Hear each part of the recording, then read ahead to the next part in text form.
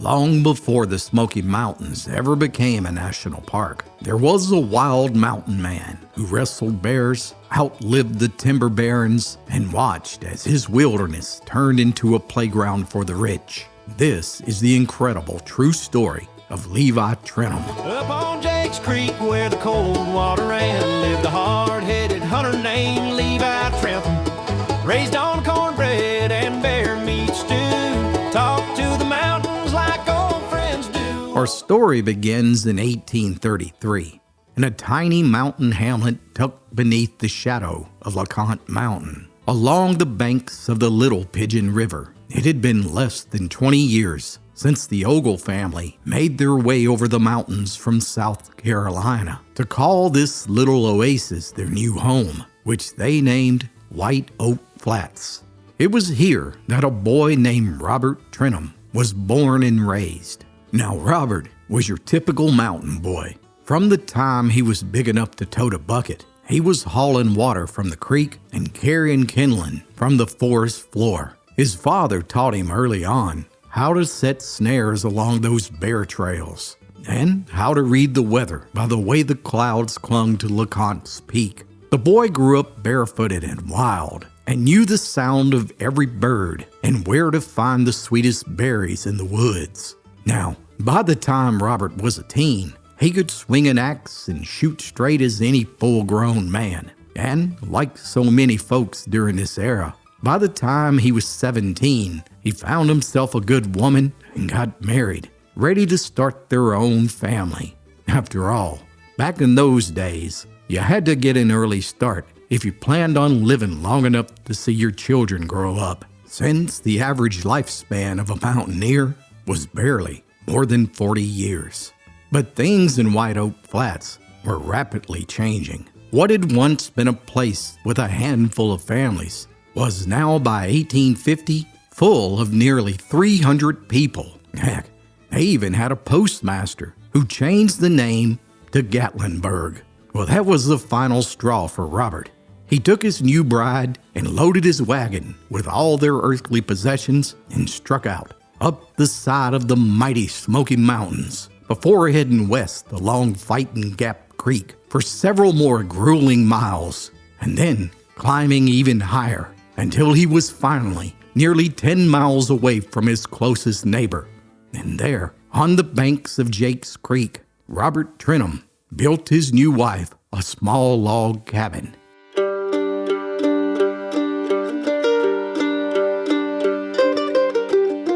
The young couple set about their lives, living in blissful solitude, and soon they brought a passel of youngins into this untamed world, 10 in all.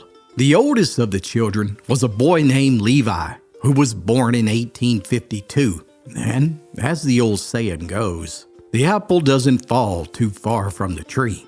And when it came to Levi, he was the spitting image of his father, feisty, stubborn, and notoriously independent, all of the perfect qualities of a mountaineer. Levi was a constant companion to his pa, traveling all over the hills and crags, trapping animals, and as plentiful as wild game was, so were the fish. Jake's Creek was so full of trout that Levi could simply stick his bare hands in the water and yank out as many fish as he fancied.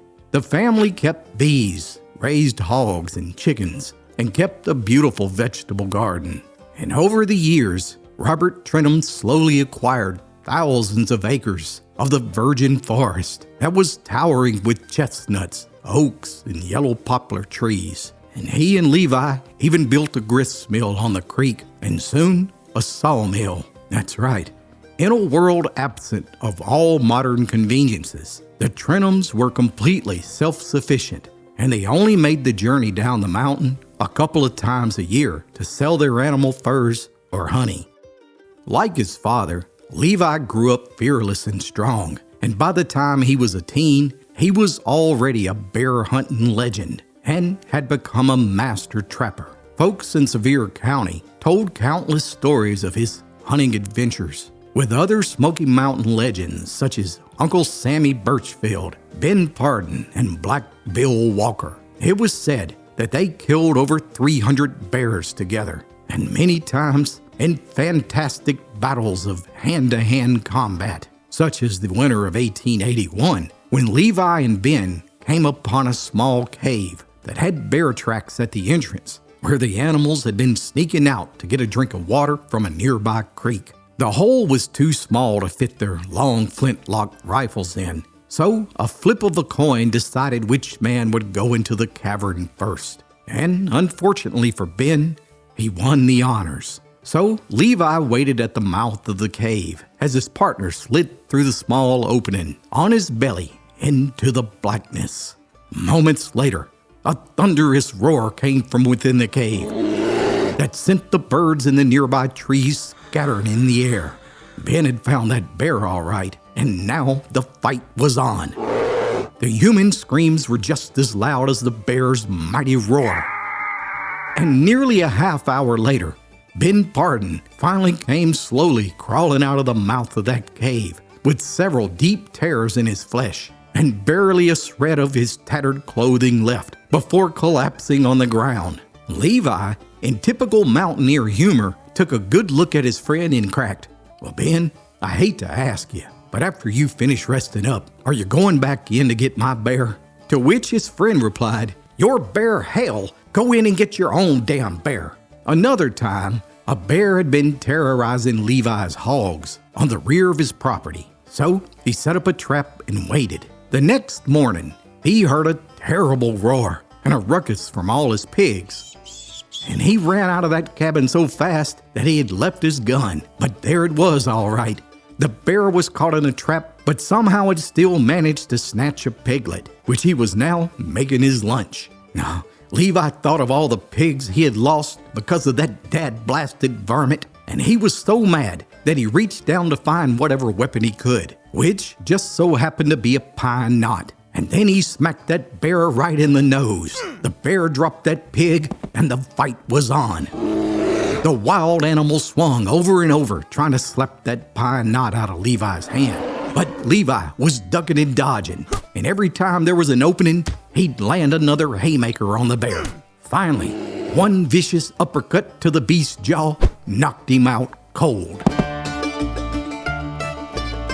I hope you're enjoying the true story of Levi Trentham, one of the most legendary mountain men to ever roam the Smoky Mountains. There's plenty more to his story coming up. Stay tuned because you don't want to miss what happens next. Someone you love the gift of old-fashioned storytelling. 5 books for the young and old alike that will make your heart smile. Click the link below to order your copy of the Appalachian Storyteller today.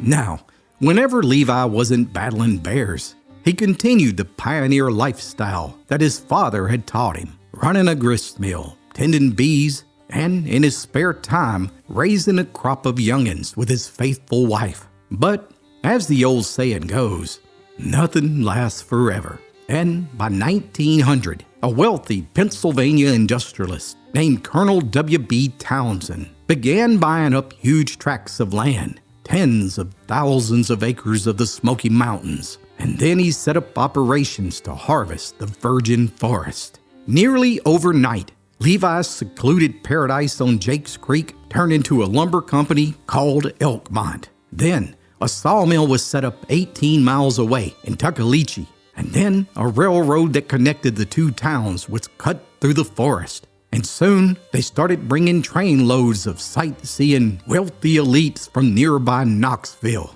Colonel Townsend named this massive operation the Little River Timber and Railroad Companies. And soon, it was the largest hardwood timber company in the eastern United States. As sad as it was with all of the deconstruction of the forest, most mountaineers simply didn't have the means to fight for their ancestral homes. So, they just simply sold their land to the timber barons and moved down to flatland country. 2 of the only men to hold out and refuse to sell their land was Black Bill Walker and Levi Trentham. But no matter how they tried to hold on to their own way of life, soon rich men from Knoxville bought up a bunch of land along Jake's Creek and began building summer cottages and even a massive playground for the rich called the Wonderland Hotel. Suddenly, Levi's home was a tourist destination for society's powerful and elite.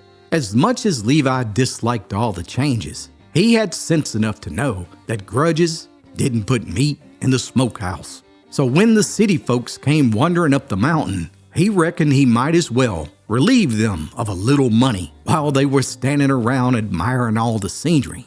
After all, there was way more cash to be made from these tourists than there was by trapping bears or selling hides. With that in mind, Levi opened a general store right next to the new hotel. Most folks said that Levi had lost his mind. There was no way his business venture would ever be successful. After all, Levi couldn't read or write a lick. How would he ever keep track of inventory and customer accounts? But that wasn't no hill for a stepper. You see, Levi came up with an ingenious system of keeping track of things. As soon as a customer would enter his store, Levi would greet him at the door and have him stand against the wall. Then the aspiring businessman would drive a nail into the wall just above the customer's head. And when they brought their items to the checkout, Levi would draw a picture of each item and hang it on the customer's nail. Then, at the end of the month, Levi would tally up the cost of all the drawings and bill the customer. And for the most part, the system actually worked, except for that time in 1904 when he was settling an account with Silas Hancock. Well, let's see here. Levi said as he pulled the drawings from Silas's nail, "You purchased a set of horseshoes, 2 sacks of flour, and a hoop of cheese." But Silas, well, he snapped back. "I didn't buy nary a hoop of cheese. I'll be darned if you're going to try and cheat me." Levi took one good look at that drawing and shot back. "Now, Silas, I know a hoop of cheese when I see one. Just have a look-see for yourself." Silas took one look at the drawing and just started laughing. "Levi, don't you remember? I bought a grindstone, not a hoop of cheese. You forgot to draw the hole in the middle." And then there was a time in 1918 when those city folks decided to decorate their cottages and their grand hotel with American flags. Levi watched from the front porch of his store in utter amazement. He couldn't fathom why folks would be promoting the government. You see, he had never even heard of patriotism.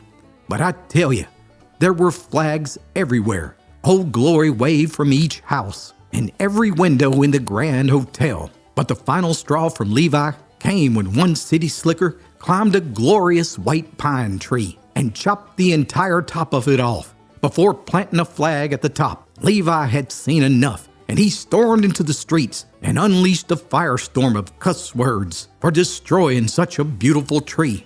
So much so that Levi was arrested and fined $100 for his outburst.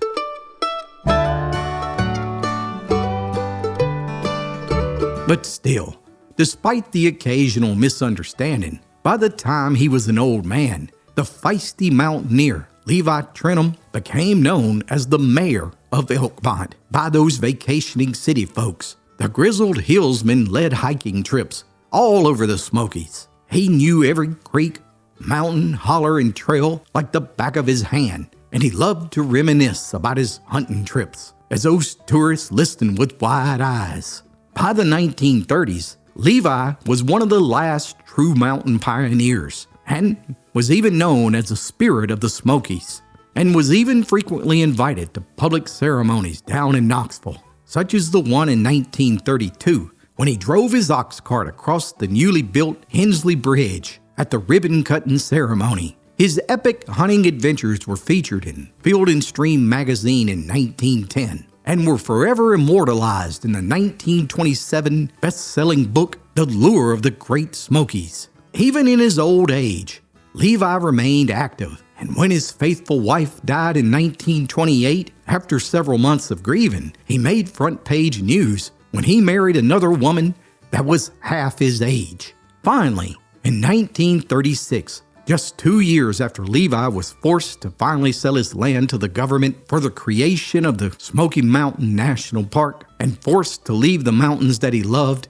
Levi passed away at the ripe old age of 83 years old. Then they lovingly took his body back to Elkmont and buried him on the land that he had loved so much in a cemetery that is still located beside Jake's Creek today. Barefoot boy on Jake's Creek running wild. Clouds only come told secrets to the child.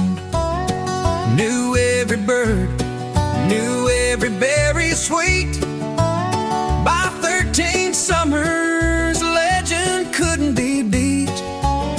With a track blind king and a heart made of stone, 300 bears he faced and faced them all alone. From Sevier County hollers down to Gatlinburg town, they told the tale of Levi Trentham, the bear hunter renowned. Oh, Levi, Levi, fearless and feisty and free.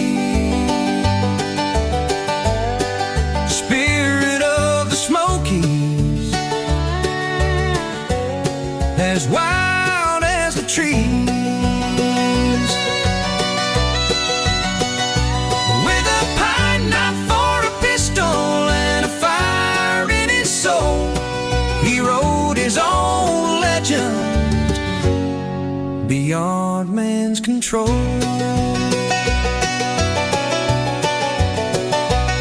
Then the lumberman came with the whistle and steam, cutting the heart from Levi's mouth and drain. A railroad they built in a town called Elkmont grew, where rich men from the city came to play and to view. Oh, Black Bill Walker, Levi held on tight, refused to sell out, refused to lose the fight. They laid him to rest where the rhododendron grows, by the chuckling cold waters that he'd always known, where the ghost of the bear and the sawmill's last sigh mixed with the wind as the train whistle cries. Now the tourists all wonder where Levi once stood, where this pine knot and grit in the deep hickory wood. Oh, Levi, Levi, fearless and feisty and free,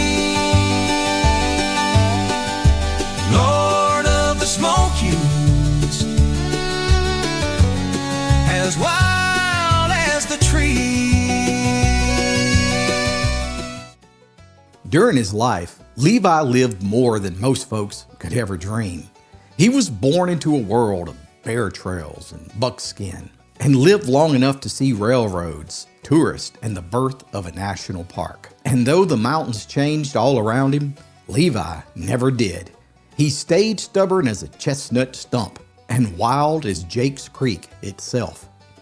Today, when the wind slips through the trees along that old creek and the mist settles on LeConte's slope, some folks still reckon that a piece of Levi Trentham is there yet, walking the ridges, telling his stories, and reminding us of what the Smokies once were, before the world came calling. What about you, my friend? What do you think about Levi's story? I look forward to reading your comments below. Thanks so much for watching this episode, and as always, be sure to like and subscribe for more true stories from Appalachia's past. Levi, Levi, fearless and feisty and free, spirit of the Smokies, as wild as the tree.